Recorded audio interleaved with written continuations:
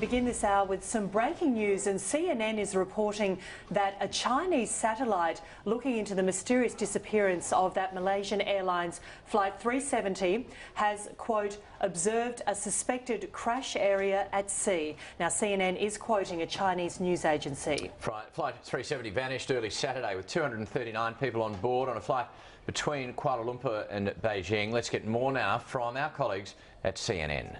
Certainly there will be, a lot of light debris in the general area if they can track it correctly. But some of the pieces could still be floating. The vertical stabilizer on Air France was floating. A number of them could still be floating. And how do authorities find them now? Obviously, they go to the region where this image is from. How do they find them if they have sunk deep into the water? Well, you bring in people who are experienced in that field. You drop down remote-controlled underwater vehicles with high-resolution cameras, and you start the search on a systematic basis. And it works. If you've got the general area, the techniques are there that they will find the wreckage. Now, this development comes as Malaysian officials defend their handling of the search for the plane. There is a heavy weight on these men. The hunger for anything to help solve this mystery is huge.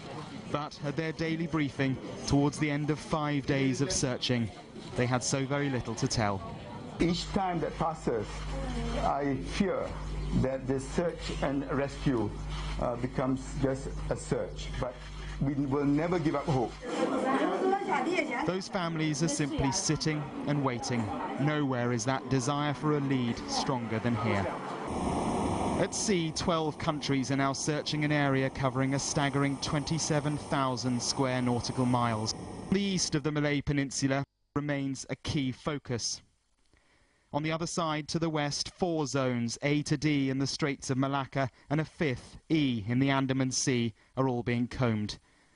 This is the last location where the authorities are certain they picked up the plane's signal, 1:30 in the morning. But today they revealed details of a new potential pinpoint, 45 minutes later, here. But it was just a blip. They can't be sure it was the plane.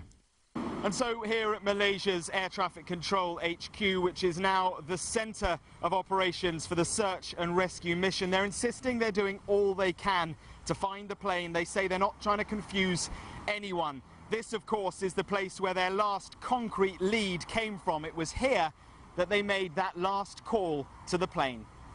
And we now have the transcript of that call. The control tower said to the pilots, "We've handed you over to Ho Chi Minh Air Traffic Control."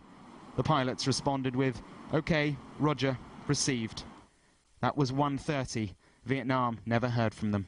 And so as day 5 of all this ends and day 6 dawns, so will the realization that the investigation really is no further forward than it was the moment the plane went missing. Mark Stone, Sky News in Malaysia.